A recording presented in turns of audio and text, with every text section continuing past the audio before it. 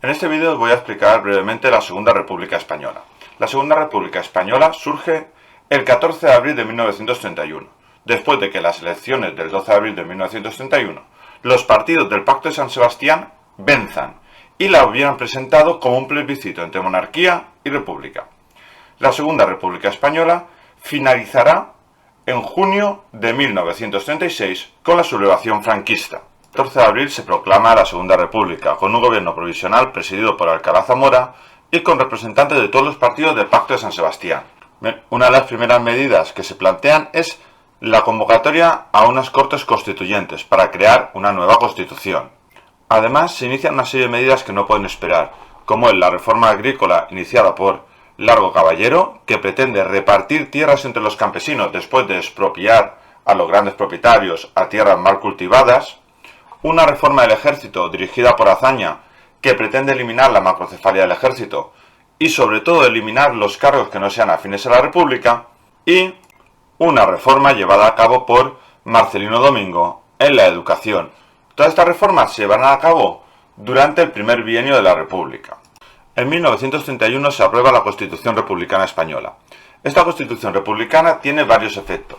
En diciembre de 1931 se aprueba la Constitución Republicana. En esta Constitución se recoge el derecho al voto de la mujer, después de los discursos de Clara Campoamor y Victoria Kemp. También se reconoce que las Cortes sean unicamerales y habrá derecho de censura contra. La Constitución recoge que las Cortes sean unicamerales y que habrá derecho de censura contra el presidente, ministros o todo el gobierno. Además, también se reconoce la laicidad del Estado, la no financiación del clero, la existencia de un tribunal constitucional y que España es un Estado indivisible, pero a la vez se da una amplia autonomía a las distintas regiones cuando se apruebe su Estatuto de Autonomía. El Poder Ejecutivo estará en manos del Presidente de la República, que será el único que pueda declarar la guerra o la paz, sancionar las leyes y nombrar al jefe de gobierno. Tras la aprobación de la Constitución, en diciembre de 1931, se inicia el bienio azañista o bienio reformista, que durará hasta noviembre de 1933. Durante este bienio reformista, el presidente de la República será Alcalá Zamora y el jefe de gobierno será Manuel Azaña. Durante este periodo se continúan las reformas iniciadas en el periodo previo y se sigue con la reforma agrícola, creándose el Instituto de Reforma Agraria. ¿Cuál era su objetivo? El objetivo de este Instituto de Reforma Agraria era el de expropiar las tierras para repartirlas entre los campesinos. ¿Qué pasa? Que la falta de fondos hará que estas medidas sean mínimas. No se reasentarán a todos los campesinos que se proponían. También fracasará en parte el intento de la creación de nuevos colegios y la contratación de numerosos profesores. ¿Para qué? Para conseguir la laicidad del Estado y expulsar de la enseñanza a las órdenes religiosas. Sí que se expulsará a los jesuitas, acusados de obedecer a un poder extranjero, al Papa. Pero se tendrá que consentir que los religiosos sigan impartiendo clases, aunque sin poder impartir religión en los centros. También se continúa la reforma del ejército de Manuel Azaña. ¿Qué pretende con esta reforma? Eliminar a todos aquellos oficiales que no sean fieles a la República, permitiéndoles jubilarse con su sueldo íntegro. En 1932, aprovechándose del derecho a la autonomía que recoge la Constitución, se aprueba el Estatut de Núria, el primer estatuto catalán, que tendrá una cierta vigencia de 1932 hasta 1934, siendo los primeros presidentes de la Generalitat Francesc Macià y Lluís Companys. No se aprobará ni el Estatuto Vasco ni el Estatuto Gallego. El Estatuto Vasco no se aprueba debido a las desavenencias con el PNV, que no forma parte del Pacto de San Sebastián. Se inicia también una reforma laboral para proteger a los trabajadores, impidiendo la disolución de los contratos de arrendamiento, fijando las jornadas laborales de 8 horas como máximo y unos salarios mínimos. La situación económica internacional, marcada por el crack del 29 y la expansión de la crisis por todo el mundo, no afectará gravemente a España. ¿Por qué? Porque España no tiene una gran industria, no exporta demasiado al exterior. El descenso en las exportaciones de los productos agrícolas, junto con buenas cosechas, beneficiará a la población española, ya que provocará una bajada de los precios e impedirá que haya hambrunas. Sí que la crisis afectará a la industria hidrometalúrgica. ¿Por qué? Porque estaba sobredimensionada debido a las políticas de la dictadura de Primo de Rivera. Esto provoca un incremento del paro en las zonas industriales y aumenta la conflictividad obrera, sobre todo impulsada por la CNT. Dentro de los partidos afines a la Segunda República hay varias tendencias. Por una parte está el Partido Socialista, que se divide entre aquellos que pretenden defender la Segunda República y hacer los cambios poco a poco, como Prieto o Besteiro, y Largo Caballero, que dice que la Segunda República es un paso hacia el socialismo. Por otro lado tenemos los anarquistas. Dentro de la CNT hay varias tendencias. La tendencia dirigida por Ángel Pestaña a los centristas, que quieren mantener una acción sindicalista de conseguir mejoras para los trabajadores, y una tendencia más radical de la CNT, agrupada en torno a la FAI, dirigida por Durruti, Ascaso, que quieren la revolución.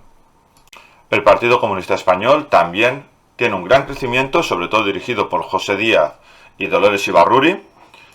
Dentro del comunismo también hay varias tendencias. Por ejemplo, tenemos el POUM de Andreu Nin, que es anti-estalinista y estará enfrentado al PC. Dentro de los partidos republicanos que forman Alianza Republicana también habrá algunas disensiones. A la derecha de la República tenemos varios partidos. La Juventudes Obreras Nacional Sindicalistas, las JONS, que a partir de unos pequeños grupúsculos se forma en 1931 como partido.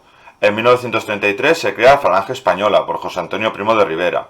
Y también en 1933 Gil Robles funda la CEDA, la Confederación Española de Derechas Autónomas, que intenta agrupar a todos los partidos de la derecha. Lógicamente también encontramos un partido monárquico, Renovación Española, dirigida por Calvo Sotelo, que muchas veces se aliará con los carlistas, con el partido tradicionalista. El aumento del paro. Las tensiones surgidas por ello, con los movimientos protagonizados por los anarquistas en 1933, con las sublevaciones de Valencia, Barcelona, Casas Viejas, las sublevaciones llevadas a cabo por el Partido Socialista, creará un cierto desgaste en el gobierno, que obligará a Alcalá Zamora a convocar elecciones en noviembre de 1933. En noviembre de 1933 ganan las elecciones los partidos de derechas, que se presentan en coalición. El motivo de la victoria de las derechas en estas elecciones, que son las primeras en las que pueden votar las mujeres, es que los sindicatos piden la abstención política. Y además, la ley electoral beneficia a las grandes coaliciones, a los grandes partidos. Y mientras que la derecha se presenta unida, la izquierda se presenta atomizada en pequeños partidos. Alcalá Zamora, que teme el radicalismo del CEDA de Gil Robles, entrega el gobierno al Partido Radical de Lerroux, que necesita el apoyo de Gil Robles para gobernar. Nada más llegar al poder, se paralizan todas las reformas del bienio reformista.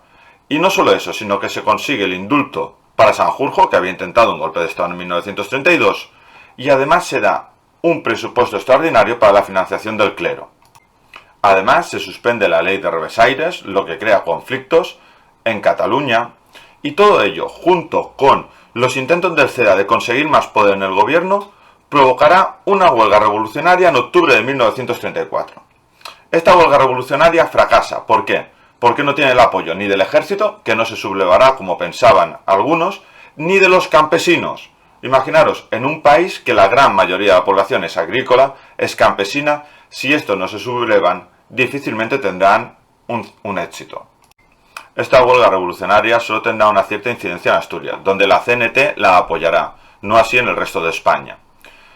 La huelga será sofocada duramente por el ejército, dirigida por Franco, y habrá una gran represión. Lluís Companys proclama la República Catalana. Tras ser sofocado el movimiento revolucionario, Gil Robles entra en el gobierno como ministro de guerra y se suprime el Estatut català. Y además, también, ¿qué pasa? Se eliminan de los puestos de responsabilidades a los militares más fieles a la República y se nombra jefe del Estado Mayor a Franco. La CEDA presenta un anteproyecto para hacer una reforma de la Constitución que sea mucho más restrictiva respecto a las autonomías. Todas estas crisis de gobierno, junto con el escándalo de Estraperlo, el escándalo del ministro Nombela, del Partido Radical y malversación de fondos, hará que Alcalá Zamora destituya al gobierno y convoque nuevas elecciones para febrero de 1936. A las elecciones de febrero de 1936, la derecha se presenta más dividida que la izquierda, que se ha agrupado en un partido, el Frente Popular, a imitación del Frente Popular francés de Léon Blum.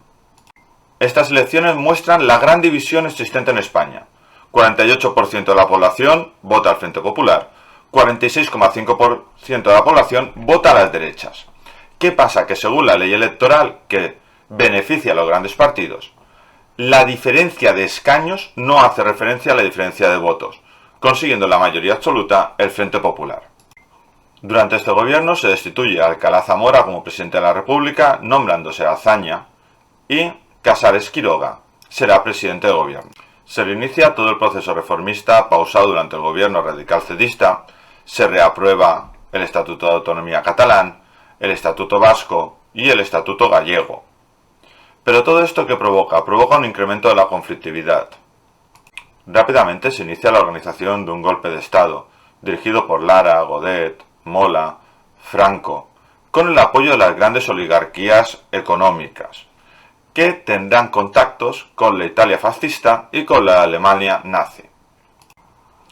En este periodo, los dos bandos cometen atentados, ataques a las casas del pueblo, ataques a iglesias, ataques a personalidades. Pero la chispa que inicia la sublevación militar es el asesinato del teniente Castillo, que era republicano, que es vengado por parte de los republicanos asesinando a Calvo Sotelo.